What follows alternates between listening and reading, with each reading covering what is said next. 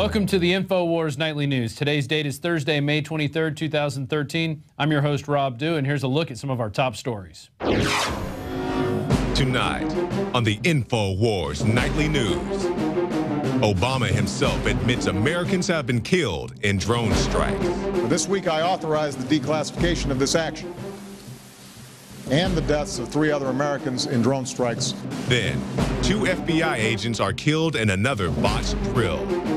And the state of Connecticut wants to make sure you never see the Sandy Hook footage. All that and Chuck Baldwin coming up on the Infowars Nightly News.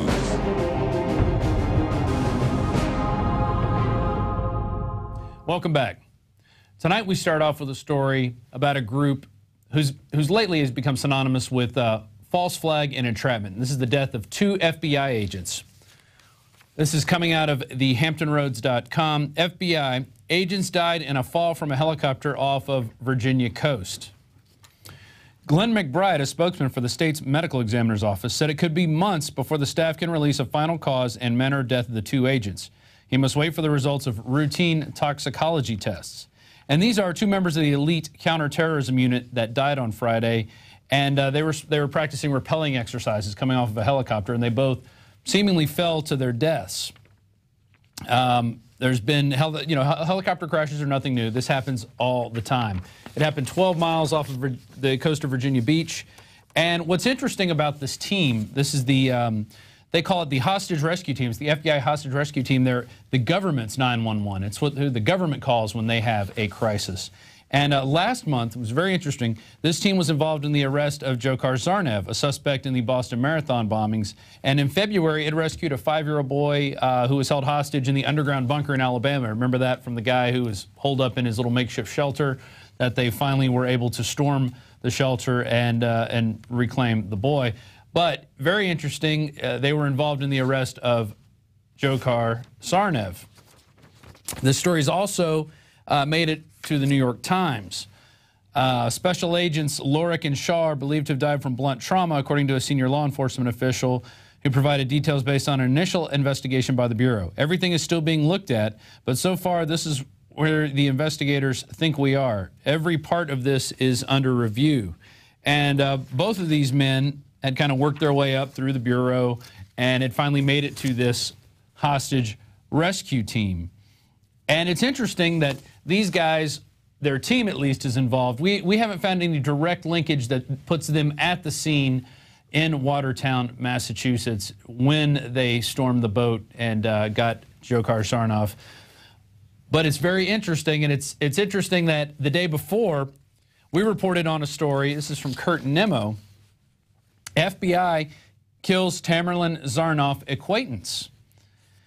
And his name is Ibrahim, and he was an acquaintance of the deceased Boston bomber. He was killed while FBI agents were interrogating him.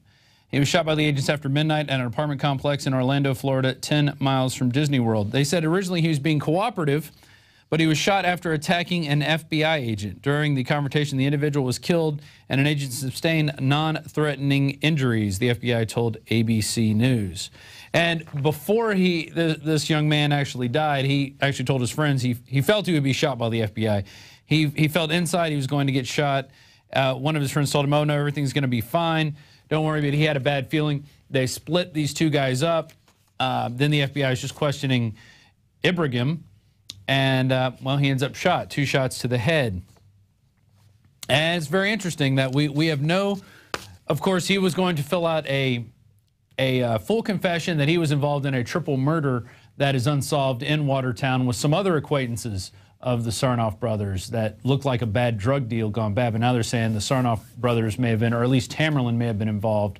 And so the FBI was going around tying up these loose ends, and then this guy gets shot in the head. Was it justice served? Are the FBI covering their tracks? I mean, you can look at all 3 of these stories and say, are the FBI covering their tracks? Remember the Osama bin Laden raid of May 1st, I believe it was 2011.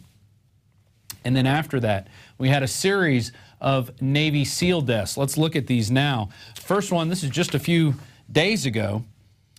May 17, 2013, Navy SEAL dies in Fort Knox training accident.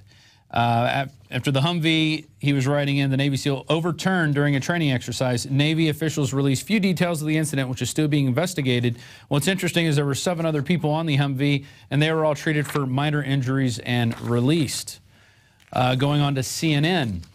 This is from March 30th, 2013. Official: Navy SEAL killed, another injured in Arizona training exercise. A Navy SEAL was killed in a parachute training accident this week in Arizona, belonging to the same elite squad that includes those chosen to go after Osama bin Laden in Pakistan 2 years ago, a source familiar with the matter said. Now we go to December 24th, 2012, in RT. Navy SEAL commander commits suicide in Afghanistan. A U.S. Navy SEAL commander in charge of an elite tasked with training Afghan police has died of an apparent suicide.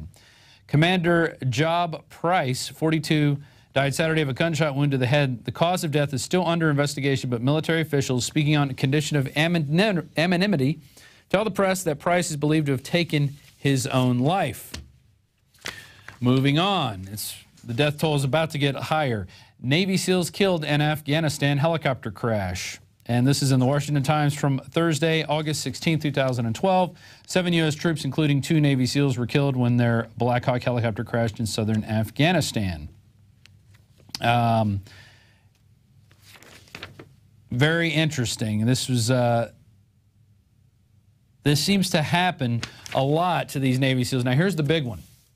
This was back just several months after the supposed raid on the Osama bin Laden compound that we've told you here is false from the beginning. Didn't exist. You had the fake war room picture. Obama was actually out playing golf. They set that up. Well, here it is. CBS News reports 22 Navy SEALs died in Afghan chopper crash. Helicopter crash in Afghanistan in the Wardak province killed 30 U.S. Special Forces operation troops, 7 Afghani soldiers. More than 20 U.S. Special Forces were killed, most of them Navy SEALs. As reported, the Navy SEALs were of SEAL Team 6, but not of the members of the Osama bin Laden raid because, you know, who knows if that raid even took place. There was some sort of operation going on. There were individuals who did see an operation going on. In fact, we actually played a video of somebody who was being interviewed, and he said he was watching it from his rooftop. He said 2 helicopters landed. The guys went in. They came back out. Both helicopters took off. One of them then exploded. And they went down there and looked later. There were body parts everywhere, all kinds of mayhem. But all we heard was that an experimental helicopter crashed and that, you know, the Chinese were interested in recovering that. So you have all these incidences where people are thrown out of planes, they die in helicopter crashes. It kind of reminds you a scene of a movie. I mean, this is just kind of straight out of a movie. Guys that are involved in these very sensitive operations, especially things that we've come out and said look like they're false flags. Well, you know, they fall out of helicopters. They get run over by Humvees. So here we see a couple of ways to get rid of people you don't like, witnesses of events. You know, throw them out of a helicopter, throw them out of a plane. Either way, they are taken care of. That was from Scarface and the Good Shepherd. And so we see these other events that are seemingly unrelated, yet the groups that these men are involved with are in very sensitive operations that we've come out and said are false flags. One being this bombing where the FBI comes out and says, who are these guys? We don't know who they are. Here's the pictures of them. Yet we've been running investigations on them for the last 2 years. Even the Russians told us about them, but we don't know who they are. Please help us find these people. And then when we asked the FBI about pictures of other suspects, other people carrying black backpacks, people running from the scene without backpacks, we're called conspiracy theorists. Our reporters have giant bald-headed freak agents run up on them and rush up to them and look at them real menacingly and tell them, I'm not scared of you, I'm not scared of you, when all we're doing is asking questions. So it just makes me wonder, you know, I feel bad for the agents who all died, but, you know, when you serve a system of evil, when you serve a system that bombs women and children on a repeated basis, when you serve a system that poisons its own citizens by mandating fluoride in the water supplies and vaccines in its population, you kind of get what you deserve at a certain point. I'm not saying these guys deserve this, but people who do serve this system, you're going to get what's coming to you. You're going to feel the brunt of the New World Order, and you think you may be on the inside and you're going to be protected. Well, as you can see, they litter the ground with the bodies of their minions. So it's better to come out now and just start blowing the whistle. At least you've done something noble in the end. Before we go to the next article, I just want to play, John Bound put together a compilation of some of the IRS testimony, or should I say non-testimony. These guys do everything they can not to answer a question, and it is just amazing. So here's a compilation of that. You can hear some of their non-answers, but remember, these guys don't want to answer the government, the Congress, yet they want you to sign a form every year under penalty of perjury that you are giving them all your financial data. I was not directly involved in those conversations, no. Oh, but that's my best memory. At that time? It's very vague. Sir, can I get... No, you can't get back to me. I want to know. He just whispered something in your ear. What did he say? I couldn't hear, so... I will not answer any questions or testify today. I decline to answer that question for the reasons I've already given. I will not answer any questions or testify about the subject matter of this committee's meeting. Mr. Cummings just said we should run this like a courtroom, and I agree with him. She just testified. She just waived her Fifth Amendment right to privilege. You don't get to tell your side of the story and then not be subjected to cross-examination. That's not the way it works. She waived her right to Fifth Amendment privilege by issuing an opening statement. She ought to stand here and answer our questions. Given their power to destroy businesses and audit individuals, do you think it would be useful for the IRS to require all of its employees to take a class studying the Constitution and Bill of Rights in order to make positively sure that they understand the concept of government restraint created at our founding? I think it's very important that IRS personnel be well trained. Did you study the Constitution? You're a lawyer, are you not? Or an attorney? I went to law school. You went to law school. Did you study the Constitution? I believe I took constitutional law, but I'm not prepared to take an exam at this time. Trust has not been eroded or undermined, that it's been destroyed. That trust is gone. My constituents, the people I represent, believe the federal government is out to get them. This is just so frustrating to me. You know, the whole question here is, we've heard this from time to time, just about accountability. And in all the scandals, we hear the same thing from time after time by the government officials that are involved. Benghazi, IRS, AP reporters, Fast and Furious. Time after time we're hearing people, wasn't my job, I don't know, it was the other office, I was recused. I didn't find out about it until you found out about it.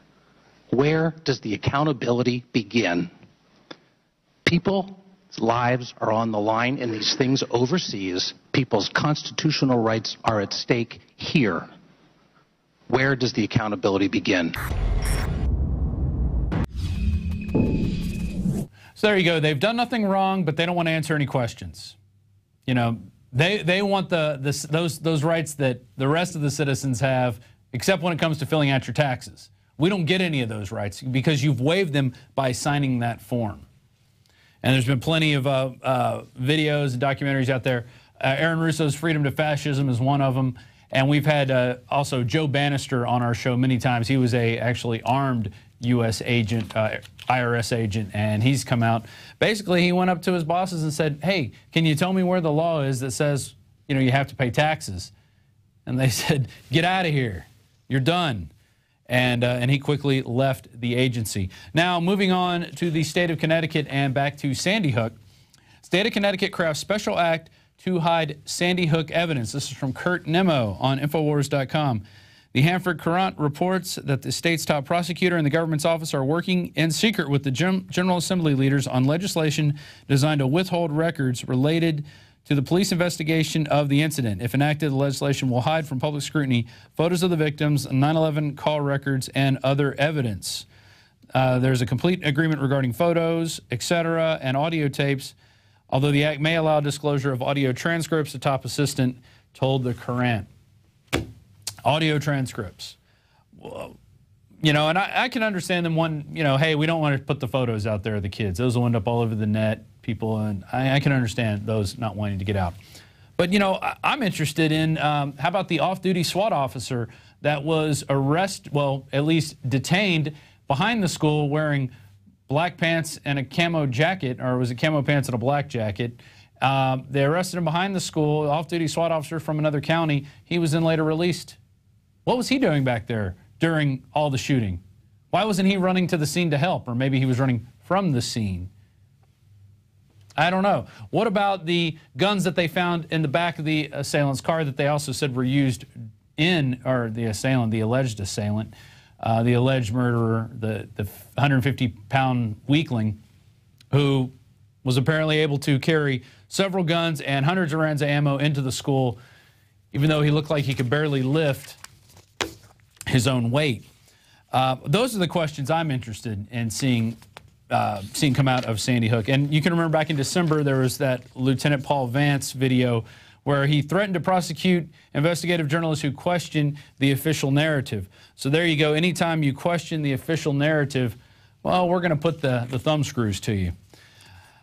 Yesterday, there was an attack in England where 2 young men attacked a soldier, hacked him up, nearly decapitated him. And because of that, now we have, here's an article from Paul Joseph Watson. British ministers call for mass government snooping in the wake of Woolwich attack. Politicians never let a good crisis go to waste. The so-called Snoopers Charter, a proposed database of everyone's internet and phone usage, was blocked last month by the Deputy Prime Minister and Liberal Democrat leader Nick Clegg, who cited significant reduction in personal privacy. Lord West told reporters that shelving the scheme was a terrible mistake. The information is extremely important to our security services to be able to pin down people, find out who they were linked with, and who radicalized them. So they're speaking of those young men there. And what they want to do is to go back in and look at everybody's phone records, phone usage, and internet usage, and then use that to either frame people or plant stuff on people. Who knows what they want to do with it, but it's not going to be good. It's not going to be noble, and they never let a crisis like this, oh, so one soldier's been killed, now we have to spy on everybody. Do you see how we're not going to go after these 2 young men. I think one of them ended up even being killed in the shootout. One of them was arrested. But we're not going to go after those people. We want to snoop everybody's internet usage and find out who radicalized these guys. Who knows? I mean, they should go to the Brixton Mosque. That's where we have actual MI6 and CIA agents, assets coming out of. We had the shoe bomber, Richard Reed, who came out of the Brixton Mosque. Anwar al-Awlaki is connected to that mosque. So is Nadel Hassan, the Fort Hood shooter. And all of those guys connected to al-Awlaki, including the underwear bomber. And later we're going to get to a video of President Obama talking about al-Awlaki. So there you go. Moving on to the Wall Street Journal. U.S. stocks shake off global market rout. So you're beginning to see what has happened is the stock market has basically got to where it was before 2008, before that first crash. And now we've made it just back up to that point, and we're about to go back down. It's going to happen. Don't worry. Mark my words. It's going to happen sooner rather than later.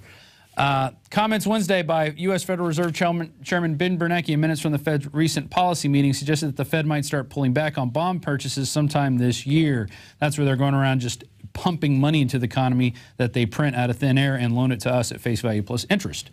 That made investors fret that the flood might soon be tapering. That's the flood of all that free money, and dovetail with weak Chinese manufacturing data to send the Nikkei index tumbling 7.3%. That is Japan's stock market. So they had, a 7.3% sell-off, which I'm sure the insiders sold their stocks before the sell-off happened, so then they can go back and buy the stocks, make lots of profit off that. Moving on to Obama in the New York Times. Obama in a shift to limit targets of drone strikes.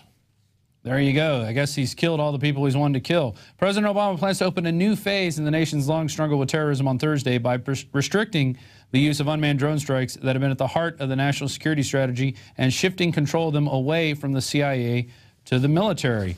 And also, we're going to use them domestically against you. Don't worry. We're going to be flying the drones here domestically. Use them against the American people. Yeah, that's pretty good, huh? I like that one. Lethal force will be used only against targets who pose a continuing and imminent threat to Americans and cannot be feasibly captured, Attorney General Eric Holder said in a letter to Congress, suggesting that threats to a partner like Afghanistan or Yemen alone would not be enough to justify being targeted. But that wasn't before they killed, well, first it was one American, then it was his son, now it's 4 Americans. In a letter to congressional leaders, Holder confirmed that the administration had deliberately killed Anwar al-Awlaki, a radical Muslim who died at the Pentagon right after 9/11. Don't forget that. He died in a drone strike in September of 2011 in Yemen. Mr. Holder also wrote that the United States forces had killed 3 other Americans who were not specifically targeted, one of those being Alaki's 16-year-old son. None of these people had a trial. None of these people were arrested. None of these people were even told they were being accused of anything. They were just killed. And that could happen here. Now they're going to have drones flying over here. Rand Paul had to do a filibuster just to get them to say they wouldn't go out and start killing Americans with them. But, you know, they send guns to Mexico. The IRS targets conservative groups. They tap the AP's phone lines and other senators' phone lines. Other representatives' phone lines. The representative courtroom was being tapped. These guys don't really follow the law as it is. So what makes you think they're not going to use drones against American citizens on U.S. soil? Well, it'll happen, and we'll be the ones to report it, and we won't whitewash it like the rest of the mainstream media. We go now to our quote of the day. This is from George Mason, his remarks on annual elections. In all of our associations and all of our agreements, let us never lose sight of this fundamental maxim that all power was originally lodged in and is consequently derived from the people. And that is the first half of our show today. When we come back, Alex Jones will be sitting in this seat and talking with Pastor Chuck Baldwin, who came to our studios today to be interviewed on the radio. He's also going to be in the latest film that we're going to release. We're finally releasing another one. I'm very excited about that. We're going to be combing through all the interviews that we've done over the past few years that never made it into films. We got kind of sidetracked with other things like producing a nightly news show. But now we're going to go back to the long form, produce some amazing documentaries, getting back to that, and continue on our quest to get the truth out to the people who deserve to know what is going on. But in order to do that, we do need your help. We'd appreciate it if you're watching this on YouTube and you're not a member of PrisonPlanet.tv to please become a member of PrisonPlanet.tv today. You can go online right now. It's PrisonPlanet.tv. You can get a 15-day free trial. You can watch as much video as you want. You can share your username and passcode with up to 11 other people. Even more, actually, but only 11 of you can be online at once. But you can watch the radio show, all the nightly news. You can see all the great interviews we've done and put up there, all the movies, documentaries, Alex's book, Paul Joseph Watson's book, Alex's rants. I mean, it is loaded. Tons of information in there for you. You can download it. You can spread it around. You can do what you want with it. Just please become a member and help us out today at PrisonPlanet.tv, and we'll be back after this short break. Many anthropologists and archaeologists believe that before man even discovered the power to harness and use fire, we were involved in agrarian activities. That is, taking the seeds of plants and then replanting them to produce more. The very foundation of our modern civilization and human culture is centered around the planting and cultivation of edible plants, fruits, vegetables, nuts, you name it.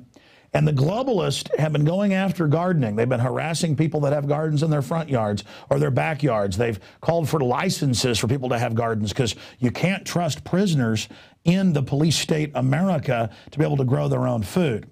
That's why I've come to the realization that we need to become self-sufficient. You need to be informed. You need to have the Second Amendment to protect yourself. You need to be politically active to wake up others. You need to filter your water. But you also need to plant a garden. Even if you live in an apartment, you can do this. If you live in the countryside, obviously you can do it on a grand scale. There are so many green belts in areas that humans don't even visit, nearby cities and in suburbs, where people are now more and more planting their own little private gardens and meadows and off the side of the road. Ladies and gentlemen, it is a revolutionary act to unplug from the television, to unplug from the computer and all the globalist propaganda, and to go out in your backyard or your front yard or planters at your apartment or on the roof of the building where you live, and to plant a garden. Here are some of the amazing deals at Infowars Seed Center at InfoWarsShop.com. The Survival Seed Vault by My Patriot Supply features only the finest survival heirloom seeds for a robust and hardy garden, even in the toughest of times. The ARC all-in-one seed kit contains 70 varieties of 50,000 seeds of fruits, vegetables, medicinal, and culinary herbs. All ARC seeds are heirloom. Each type is labeled and sealed separately for ease of use and longevity. The Deluxe Emergency Seed Bank combines 3 of Emergency Seed Bank's top sellers: the Family Survival Emergency Seed Bank, the Medicinal Herb Seeds Pack, and the Culinary Herb Seeds Pack. We also have starter varieties of the deluxe seed packages for fruit, salad, salsa, peppers, and medicinal herbs and more. Go to the Infowars Seed Center at InfowarsShop.com. A little seed can grow a huge tree that produces fruit for up to 50 years. We have the best life bombs. That's what these are. We have the best weapons against death out there at the lowest prices, waiting for you to lovingly plant them and lovingly grow them and lovingly eat them and share them with others.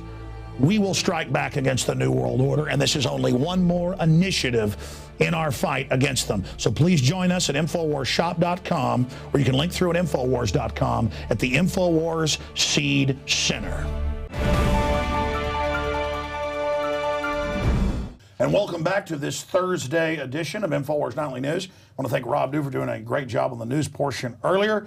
And in studio with us for the second time today is Pastor Chuck Baldwin, who is one of the leading liberty constitutionalists in the country.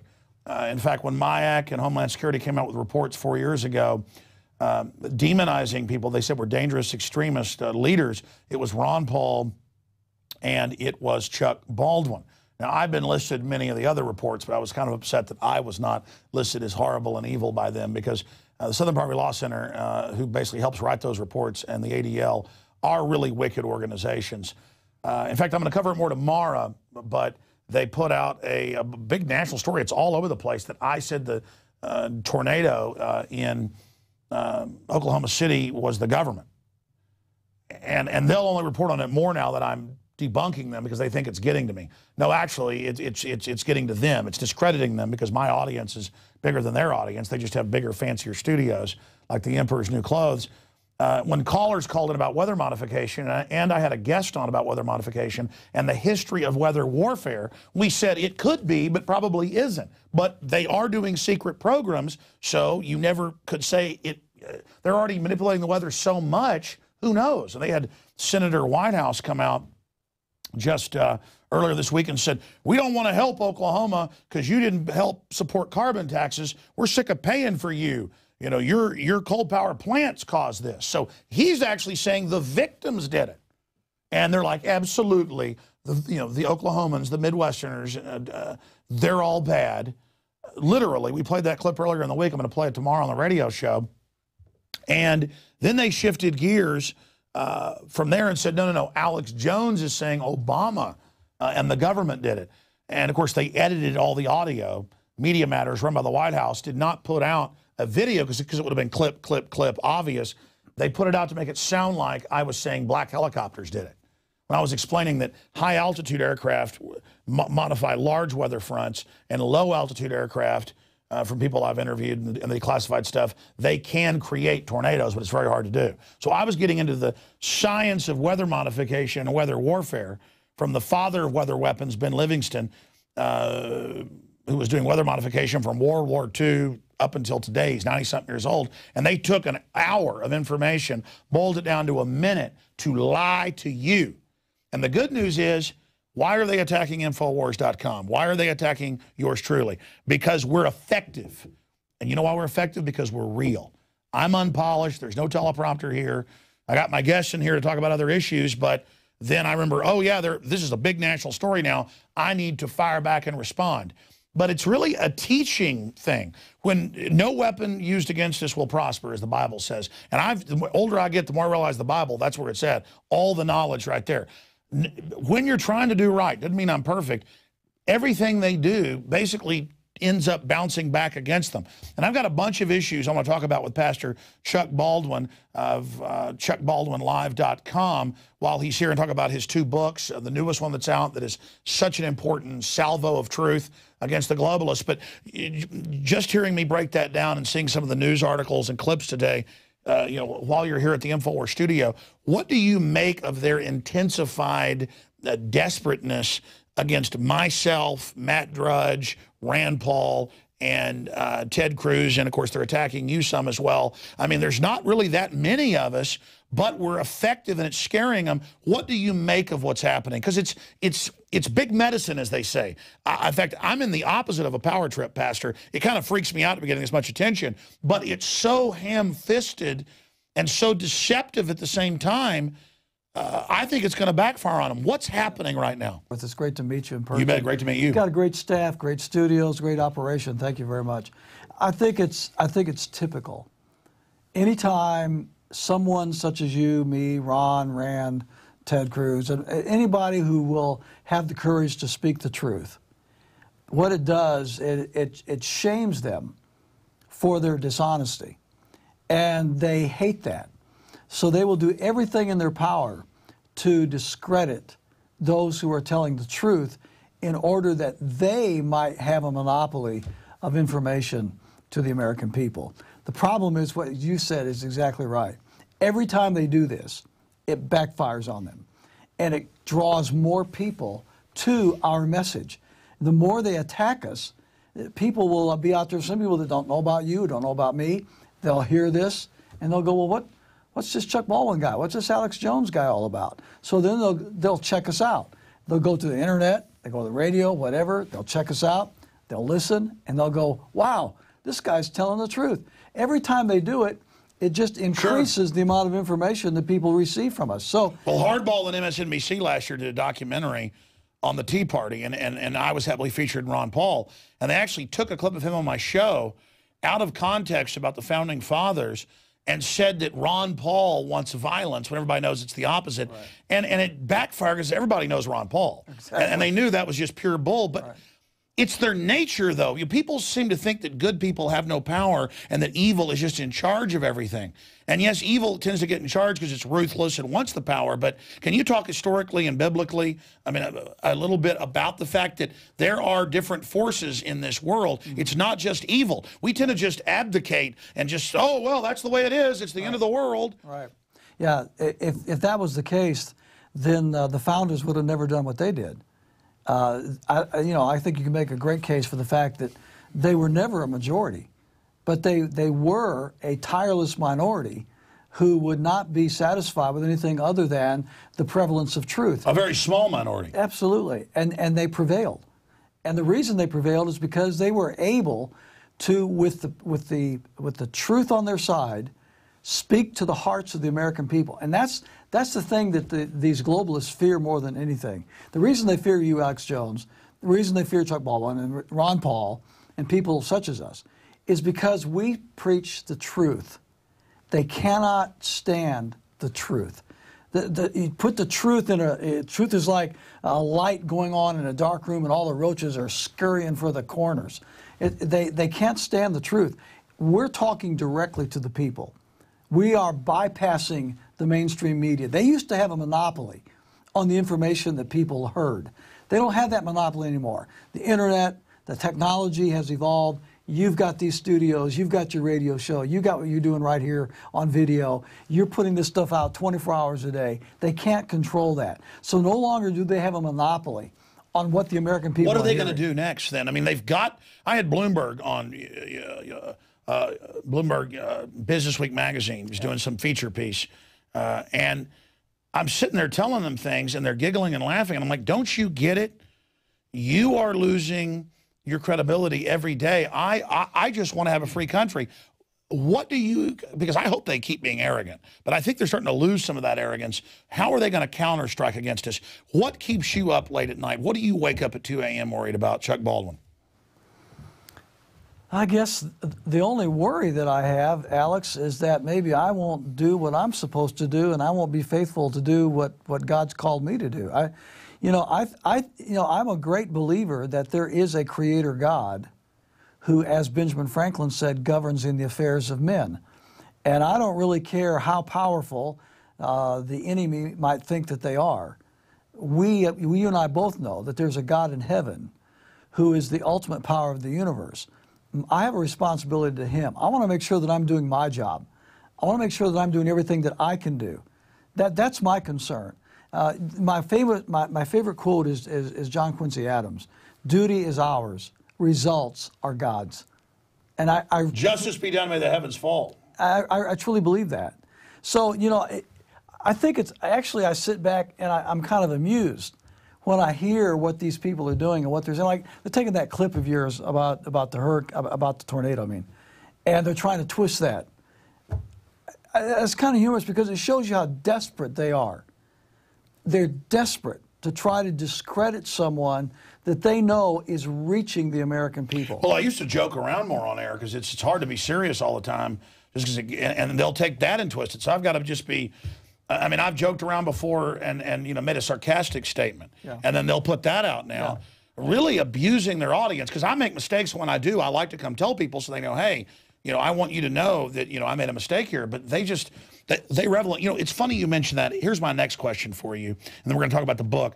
Guys, can you search engine Schmidt, head of Google, Schmidt says, "Don't be evil" slogan was stupid. And I think it was a Sunday Times of London piece. Came out a few days ago, but it was also in other places. But he was on TV over in Europe. There's even a video of it, but you can just pull it up so I can show people. He said, when I took, you know, when I was at Google near the beginning, I told him this "don't be evil" was stupid. Yeah, there it is. Schmidt, "don't be evil" was stupid. And he goes on to say, well, there really isn't any evil. He said, sure, the Bible says there is in a book, but "don't be evil's dumb because there is no evil." Really, is somebody that grabs a 4-year-old girl out of the back of a backyard and takes her and rapes her for 2 months and tortures her, and is that evil? So what I've noticed is they always say there's no good and evil, but then when they want to take our rights, they tell us what morality is, or they say we're going to hurt somebody's feelings politically if we say that lifestyle is dangerous.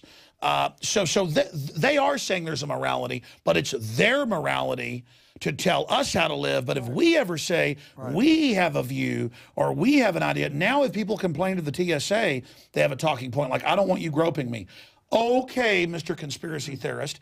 So like if I said I wanted chocolate ice cream instead of vanilla and all they were serving was vanilla, they'd say that's a conspiracy. They're actually saying our free will is bad and that it doesn't exist, that we're just animals, just a programmable thing.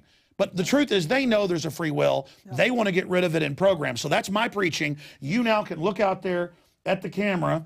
Which one is on him? Right there? Yeah, absolutely.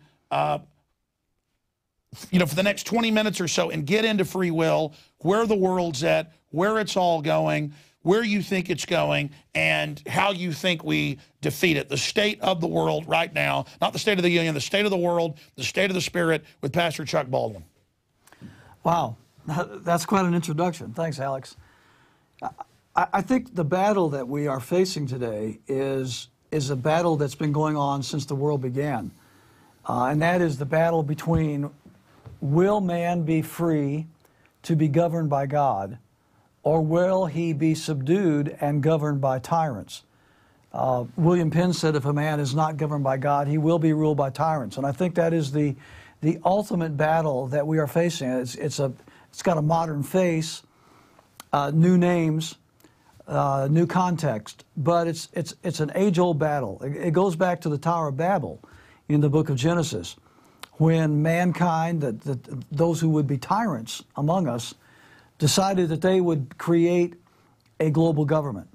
Now, we know what God thought of that because he supernaturally judged it and set forth the precedent for all of the world to see that there was only one sovereign, and that it wasn't God, it wasn't government, it wasn't the president, it wasn't the Supreme Court, it wasn't the CFR or any of these global organizations. The only sovereign is Jesus Christ. And of course, our founding fathers understood that, and they really truly believed that man must be free so that he might be governed by God. That was the whole philosophy behind the War of Independence. When that first started, of course, the Crown decided that they were going to subdue the colonists, and they did this through several mechanisms, not the least of which was the attempted confiscation of their firearms at Concord, Massachusetts. Now, a citizenry that is incapable of defending itself cannot be a free people. It is absolutely critically important that free people keep and bear arms. The founders knew this, which is why whenever the Crown sent their troops to Lexington, that Pastor Jonas Clark's male congregation at the Church of Lexington were the ones that stood on Lexington Green in the pre-dawn hours of April 19, 1775, with their muskets and stood in front of the British troops, about 800 in number. The Minutemen numbered about 75. This took place right in front of the church house where those men worshiped every single Sunday. The British troops saw the men standing with muskets, immediately opened fire. 8 men died instantly, returned fire in self-defense. The shot fired heard around the world. The war for independence began. The rest is history.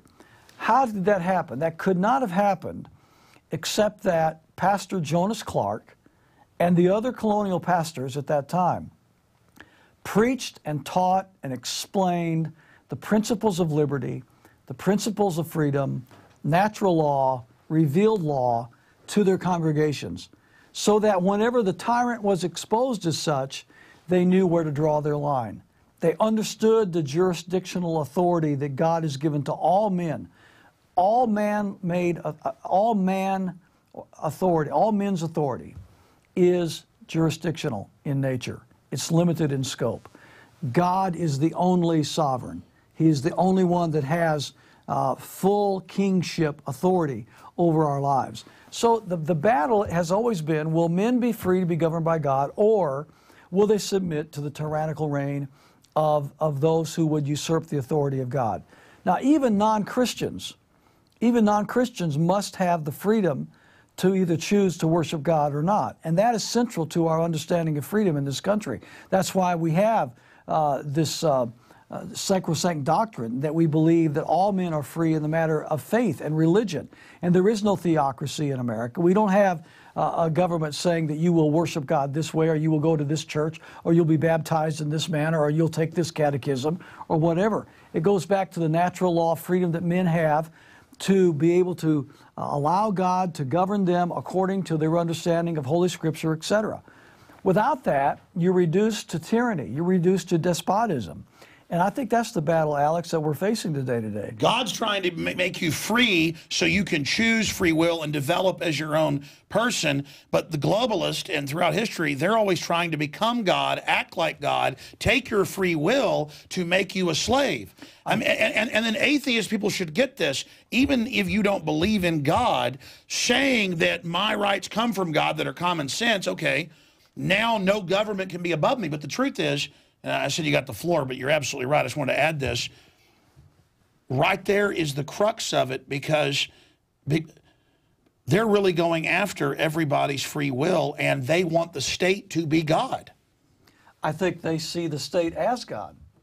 I think they really do have a God complex. And you know, here's the thing. If you reject God individually, you're going to replace that with something. And a lot of these people that we're talking about, these globalist types, I think have rejected the authority of God in any shape, manner, or form. And as a result, they see themselves as God, or at least the combination of everything that they're able to accomplish as God. They're doing God's work because they're building a better planet. They're making life better for us. They're making life more secure for us. After all, we need their protection. We need their assistance. We need their sustenance. But that's their mid-level minions. I studied at the top. They're at the top. What really makes you believe in God, and again, not even the way they twist it and things in the media, is that I've studied the globalists. You get to the final level of the New World Order, they're a bunch of Luciferians. Oh, I don't doubt that a bit. We'll break down the biggest threats and how we defeat them then, and talk about the book. Yeah, well, for Christians, for those of us that know the Lord as our Savior, obviously we have to be able and willing to take our stand under Christ for those principles and those truths that we know to be right. We cannot abandon the field. We cannot run from the battle. We cannot pretend that this fight does not exist. We cannot pretend that we do not have a responsibility for the sake of our children and our grandchildren, to resist that which we know to be evil and to promote that which we know to be right. That's the first thing. We have to accept personal responsibility for our duty. I love John Quincy Adams' quote, "Duty is ours, results are God's." And that's the truth. In every area of life, we only have one thing to do, and that's to do our duty. Let God take the results. But we have a duty, and we cannot abrogate or run from that responsibility. The thing that the books you referred to, my son Tim, who's a constitutional attorney, and I have written a couple of books that we think are just absolutely critical for this time in which we live. Romans 13, The True Meaning of Submission, is the first book that we wrote. So many pastors and Christians teach and are taught that we are supposed to obey the government no matter what. Unlimited submission. Obey Stalin. Anybody, whoever government is. That is so contrary to the teaching of Scripture. They use Romans 13 in the first 7 verses of Romans 13 to try and justify that.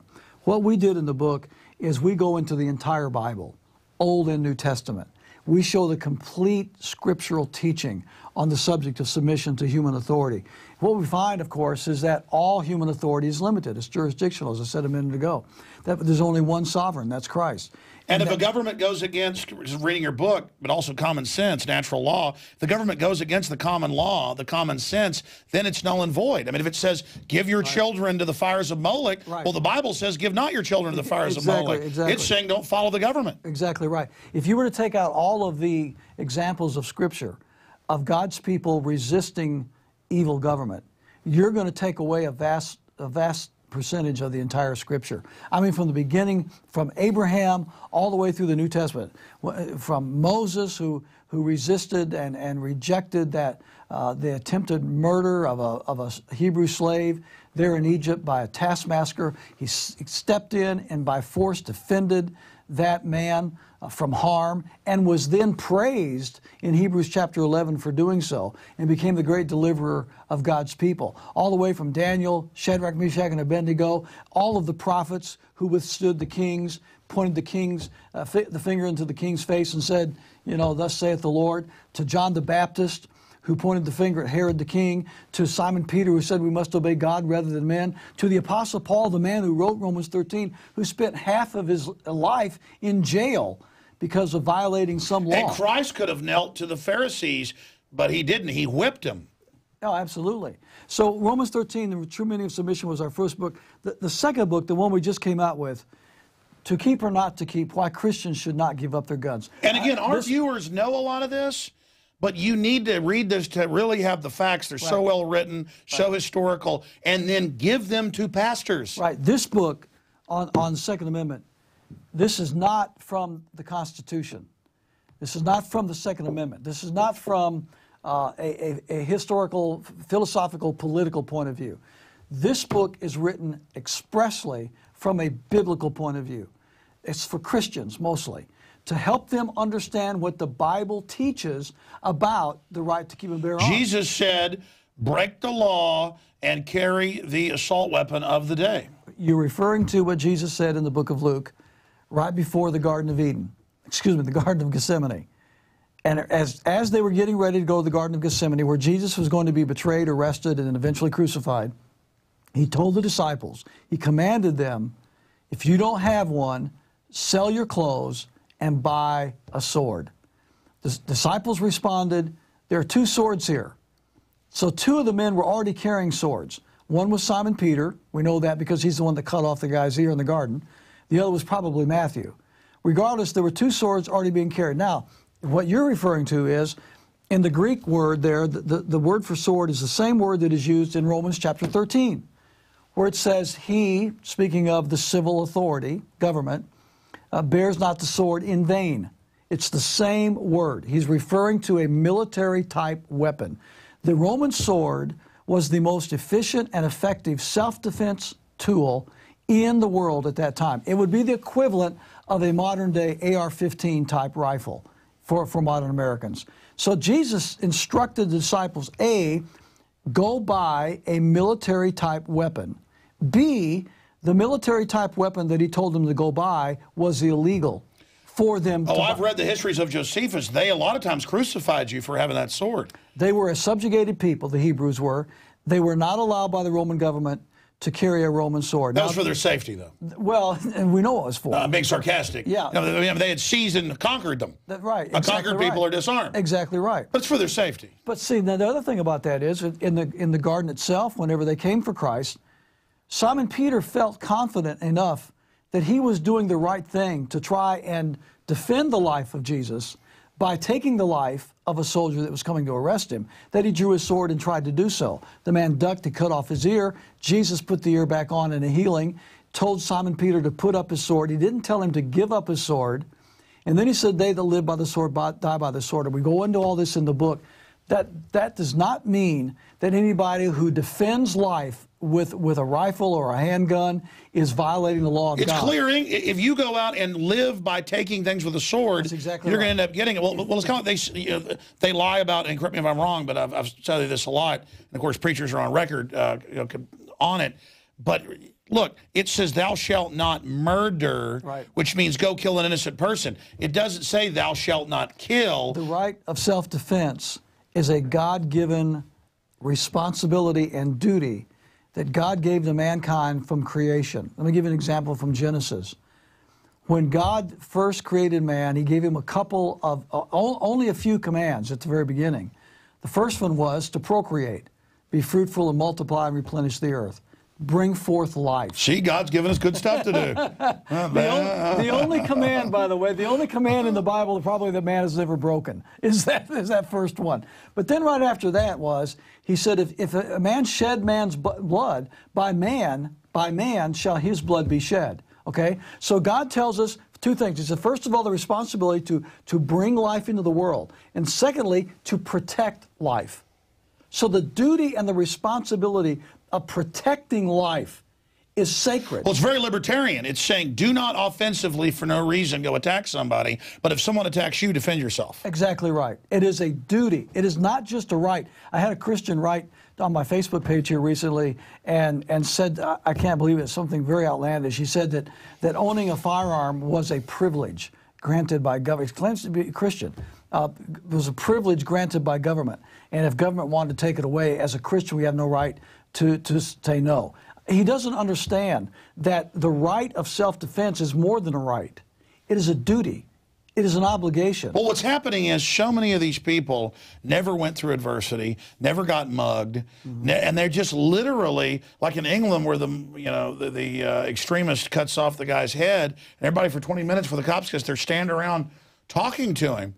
I mean, I would at least be getting away from a guy who's out there, with a meat cleaver cutting heads off, much less like, oh, I mean, they don't even get threats. I think it's even deeper. I read about women who get grabbed, and they don't even fight back, or they get in the van, and I would fight for everything to not get in the van. Yeah, but I think in our discussion point here, Alex, I think the problem is so many Christians for so long, for at least 50 years, maybe longer than that, have been indoctrinated in this philosophy of pacifism, this philosophy of unlimited submission. I mean, the pastors just beat it into them and beat it into them. But it's okay for the military to go around doing all this. Exactly. It's okay. In fact, they're the biggest cheerleaders for war, are the evangelical Christians. Send your sons out in immoral wars to kill people. Okay to kill as long as you're in uniform. Yeah. But if you're an individual defending yourself, your family, someone else. That's what Piers Morgan said. Buzz Bissinger said, let's kill Alex Jones. And then the woman. Yeah, I heard that. And then they all said, in a uniform, and they fetishize the power of the state. Very sick. This is because they literally hate the individual. Right. I would feel embarrassed if I had power or something because I was part of some large mafia. I mean, I do feel satisfaction in being successful individually. I just don't get it. I mean, what is it in my spirit from my entire life that wants to see people empowered and that also hates bullies? Because I don't get how people don't have the animating contest of liberty. How it, like Ezekiel or who was the prophet who said, it's burning in my bones, they're going to kill me? Jeremiah. It was Jeremiah. They're going to kill me, but I can't shut up. Right. And people say, Alex, will you ever sell out? That's what people say, I've sold out and make stuff up that I'm CIA or this or that. I couldn't sell out. They could put a gun to my head and say, hurt some child or do something evil. And it's not that I'm a hero. I can't do it. I feel guilty that I don't work hard enough and that my flesh is weak and that I don't fight them strong enough. It's funny, I asked you, what do you fear? You said, I wake up worrying I'm not doing enough and I'm not pure enough, and that's my fear. Yeah. Like, I'm not worried about getting killed. Out of fear, I'm worried I won't get more perfected. I won't get a good report. Yeah, I think that you, first of all, just thank God that you are as you are. Because we are all dependent upon God. I mean, He, delight thyself in the Lord, He shall give thee the desires of thine heart. So thank God you have the desire in your heart to do what it is you're doing. I mean, I look at people and say, how can you not fight? How can you not resist? How can you not take a stand? I look at my pastor brothers, the ones who are up there preaching this social gospel, preaching all this pansy-wansy stuff where that, you know, nobody takes a stand, don't say anything controversial. And I say to myself, you're a watchman. God has given you a position of trust and responsibility and influence where that your voice affects so many people.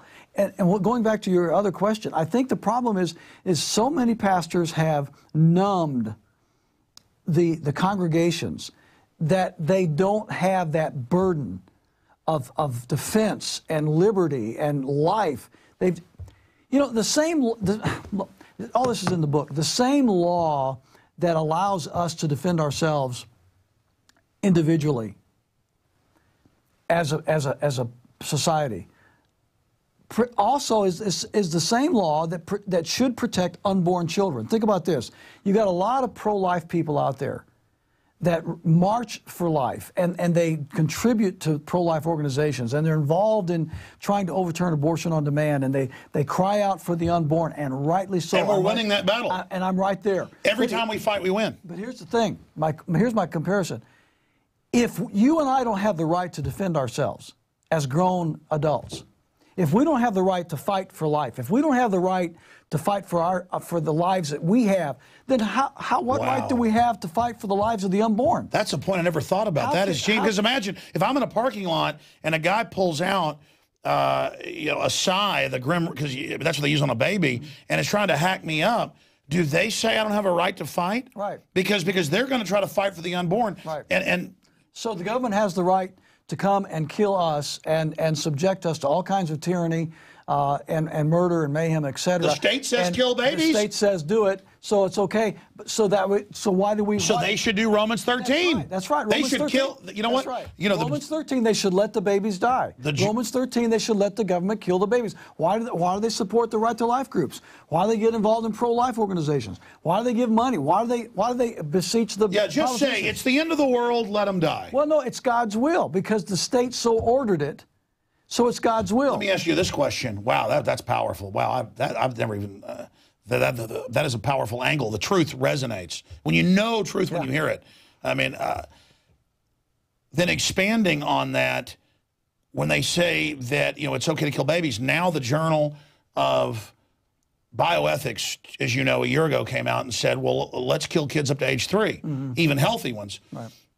And I put that out, just like the Mac report saying you were basically a terrorist and Ron Paul was. For a few days, Ron Paul was like, really, Alex? Really? Until the feds admitted it. Yeah. I mean, you believed me when I called you. Remember I called you? And I said, hey, they're saying you're a terrorist. Yeah, I remember. You're like, really? Send that to me. Yeah, exactly. But Ron Paul was like, I got him on the... You broke the story. Well, the point is, even Ron Paul was like, Alex, really? So I got to hold him on. He's like, really? I said, yeah, you need to get me, Ron Paul. I have to call his assistant. This is real. Got it to him. He was in Lake Charles at the time. And then he got it. He made calls. He wouldn't. And then like 4 days later, they said it was real. And everybody's like, oh, we apologize. It was real. But we sent a letter. We sent a letter, and we signed it and sent it off to the officials in Missouri and demanding an apology. And that's whenever, and of course, millions. After you put it on your show, I wrote a column on it in my syndicated column. It went viral. And the people in Missouri, they were inundated with hundreds of thousands. Exactly. But the reason I tell that story is, Paul Watson's the official journal of bioethics, it says this. It took people a week to think we hadn't run a hoax. When there was a link to them. There was a link to them. People, that's what I'm saying is it's so over the top that people are in denial. You know, it's like that abortion doctor that just got... Yeah. Gosnell.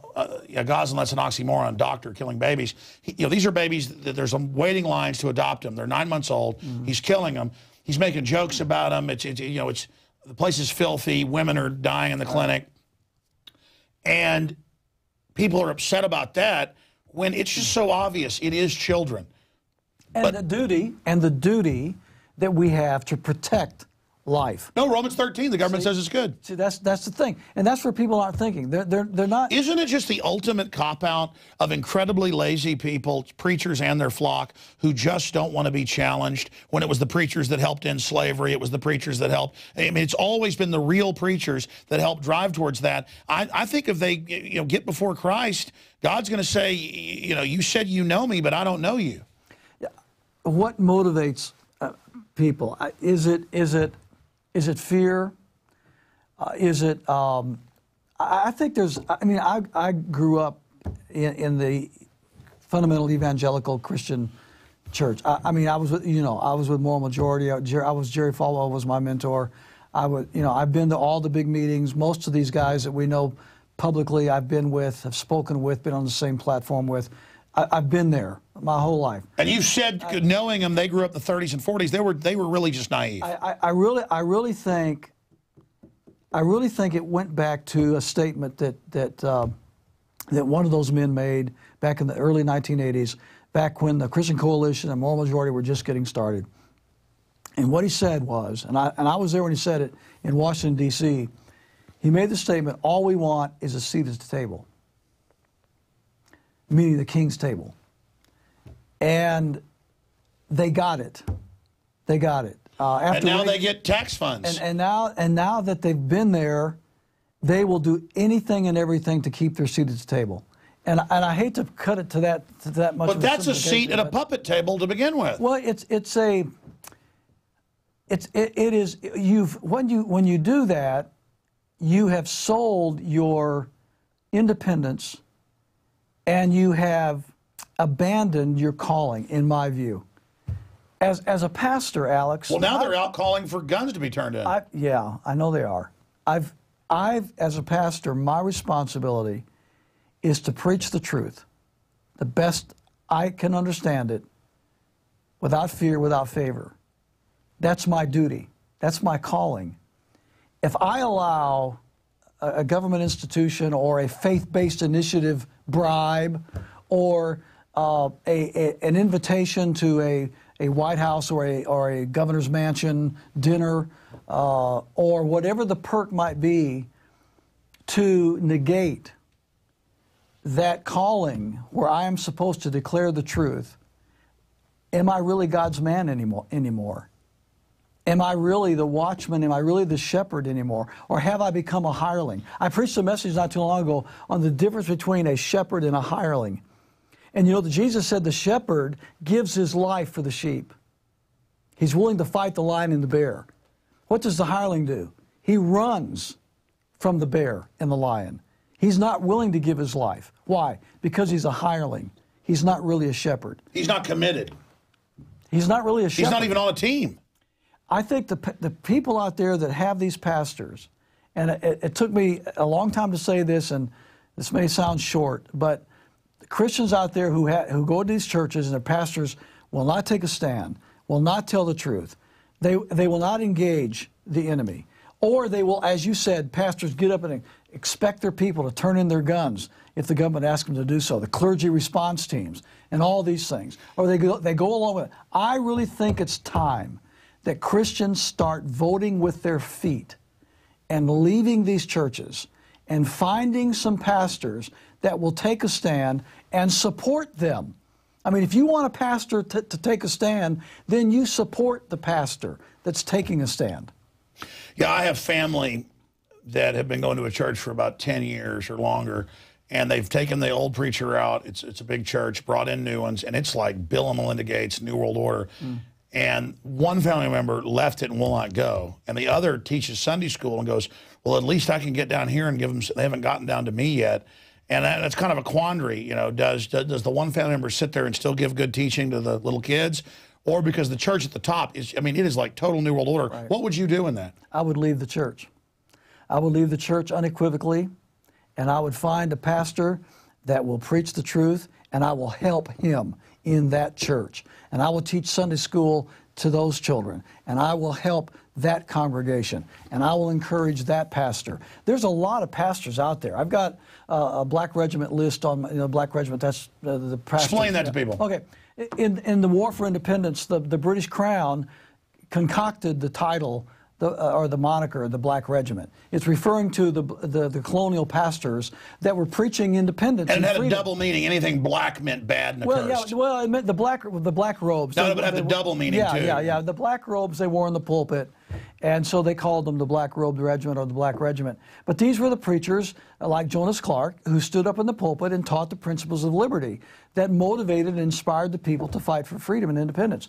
But so a few years ago, back in 2007. I was studying history, and I came across that again, and I thought, wow, we need to resurrect that today. So we put out an appeal through my website, through my column. Great idea. Yeah, and we've got over 700 pastors on our Black Regiment list right now. They go to chuckbaldwinlive.com. So if people are looking for a good preacher in their area, there could be you got 700. There's 700 there. That Man, I've gone to so many churches where I can tell the people are loving and good and have a good message, but then you can tell because they don't even like it when they give the government message because they've been, and I mean, it's like, ooh. It's... So if you find one, if you got a pastor like that near you, okay, maybe his church isn't as big, maybe it's not as ornate, maybe it doesn't have all the trappings, but if he's putting out the truth, then get in there and help him and go shoulder to shoulder with him and stand with him. I mean, he needs help. He needs Sunday school teachers. He needs deacons. He needs elders. He needs officers in the church. He needs workers. He needs children's workers, teen workers. He needs people to help him.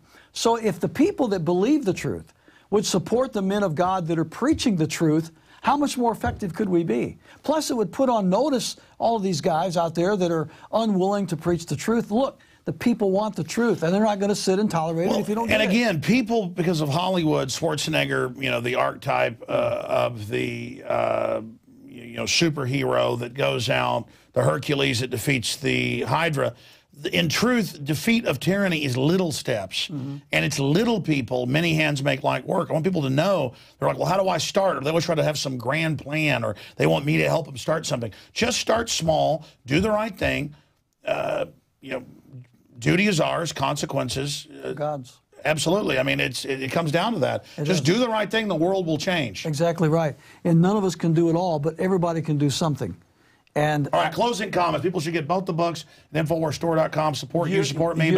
But I mean, books don't even really support us. The point is, this info are weapons of truth to destroy mountains of lies. And a grain of truth can destroy a mountain of lies. Go to InfoWarsStore.com. Get the book, Romans 13. Get the book To Keep or Not to Keep. Get both these books with his constitutional lawyer's son, written with Pastor Chuck Baldwin. Give him today. 2-minute closing comment right there, whatever's on your heart right now. Well, first of all, Alex, thank you for what you're doing. And those of you that are watching Alex, you need to support him if you're not already. It's like supporting a pastor that's going to preach the truth. You need to support the guys in the media that are going to tell the truth. You need to support the people in government that are telling the truth. Support the people in business that are telling the truth. We got a list of businessmen on my website at chuckbaldwinlive.com. We call them patriot businesses, and we've got several of them that you can support if you live in that area. So you need to support Alex Jones. And the books, yes, will help the support of Alex and the show, but more than that, it will give the information and the truth that is needed to combat all of these lies that have been going on for the last 50 years or more. The Romans 13 book, what the Bible teaches about true submission to authority. The new book, To Keep or Not to Keep, Why Christians Should Not Give Up Their Guns. I believe this book, and I really mean this with all of my heart, Alex, I believe this book, if it could get into enough churches and pastors, homes and hearts, it could change the course of the country. Why? Because the churches have the power to change the course of the country. They always have had, they always will have. This book can revolutionize the thinking and the philosophy of pastors and Christians all over America. It will help them to understand the biblical principles of freedom. It'll help them understand the biblical principles of liberty. They will know the jurisdictional authority given by God. They will understand what is and what is not tyranny. They will understand what is right and what is wrong when it comes to resistance. I've had so many Christians that have come to me privately before we wrote the book, and they said, you know, Chuck, I know you're right about the Second Amendment. I know you're right about keeping and bearing arms, but where does the Bible say that? I've never heard my pastor say anything about it. I've never been taught this. Where do I find this? In the Bible. Show me. This book shows you in the Bible where that's found, from Old and New Testaments. Hundreds and hundreds of scriptural references in that book. You will have the scriptural tools at your disposal, at your fingertips, that you'll be able to talk with anybody, anywhere, anytime, intelligently about what the Bible says about the right of self-defense. So I encourage all of you to get the book, support Alex, support the other patriots that you know are out there in whatever field that they're in. And if we work together, I believe with all of my heart that we can see victory in this country. Alex, I don't believe that God is finished with liberty in America today. I don't believe No, our metal's going to be tested. We're living on the work of others that fought for freedom before us. Pastor, we're going to end the show right now, and I'll get you back to your hotel and fly you back to Montana, in the morning. But just stay right there. I'm going to end the show. God bless you. It's great to meet you in person. Nice to meet you, Alex. Thanks very much. Folks, I'm going to be honest with you. I don't watch many preachers online because it's so watered down. And I don't say that in some arrogant way. It's just true.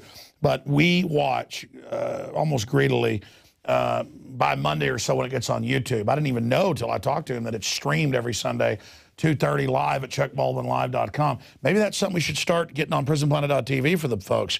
Pick up your feed and put it out that way or archive it. The point is that it's good to have somebody you can learn something from, and I learn a lot from Chuck Baldwin. And I've encouraged him to start, but he needs the support to do it. And he said he's actually thought about that, obviously, a seminary. And you never know people you touch and things you do. You may give this book to a young person who's going to go to Bible college or seminary. You may give this information or pass this video on to someone who's a pastor, a priest, whatever it is, a rabbi, whatever, to get them thinking about the real animating contest for liberty. I mean, there were people like Howard Phillips, who just passed, who Pastor Baldwin had a eulogy of, who now, I didn't even know who he was until about 16, 17 years ago. But later I learned that was somebody who did things that led to things that happened that woke me up. Yep. And so you never know, like ripples in a pond, who you're affecting, who you're getting to. Let's say you got 10 copies of this book and gave them to preachers in your area randomly. I'll guarantee you 1 or 2 of those preachers are going to wake up because of this book. And that's someone who's going to reach hundreds, if not thousands. It might be some small preacher who's reaching 100 people a week right now. But I'm telling you, the way God works, as Martin Luther King said, the universe bends towards justice. And that's just the way it works. God smiles on the righteous. And the biggest thing the world will do is, tell you you're evil. Good people are so guilty about the bad things they do that they'll never be a leader, and then they'll let the totally wicked run everything. Look, none of us are perfect. Just get out there, start doing something. Pray to God to help lead God and direct you against these people. And nothing will happen but doors opening. Every time I've not submitted to tyranny and not compromised for worldly gain, doors have just flung open. Every time I've passed thresholds of fear and threats and just trusted in God, I take the step, God has taken me the rest of the way. And I'm telling you, this is the great challenge. The mark of the beast, the new world order, genetic engineering, nuclear war. You know it's all written, and it's all coming to pass. We're on a planet. It's going to go up to 10 billion people. It's going to be hell on earth in many areas. But through that great crisis, we will awaken billions of people. And then the real, true age of human liberty will begin under God. And that's why the globalists call it the new age, because they create the counterfeit, ladies and gentlemen. Everything the devil offers you is a lie and a fraud, a cheap copy of what the creator of the universe is offering all of us. And again, it's time to break your conditioning. It's time to break the slavery of the New World Order. It's time to wake up and get involved and take action, because this is the great animating contest for liberty. This is what you were born for. This planet, all of it, is only a spiritual test for you and the rest of eternity. And again, the enemy tells you all day that's not true and that they're atheist. That is a lie. They serve the God of this world. They sold out for temporal power on this planet. This planet is very small. And that's why they're so scared of this information. That's why they don't want us to talk about it, because it's like nails on a chalkboard, because they know they got conned. They know that they sold out to the God of this world. They know they sold out to the little g God. They know they've been conned, and they're doubling down and committing, thinking if they can kill unborn children and other innocents and kill leaders and kill people of God, that they're going to win. But I don't fear he who can kill the body. I fear he who can kill the soul. But evil people kill themselves spiritually. They decide to go on the losing team, and God simply damns them, cuts them off. I'm doing a little bit of preaching here at the end. But ladies, the media calls me the preacher. You know what? I'm just somebody that loves liberty, ladies and gentlemen. And where the Spirit of the Lord is, there is liberty. Great job to the crew. I salute the entire crew. We'll be back tomorrow, Lord willing, 11 a.m. Central for the radio show, and back tomorrow night with Infowars Nightly News. Again, we want to thank the entire crew and all of you, the viewers and supporters of this transmission. And if you are watching this transmission, you are the resistance.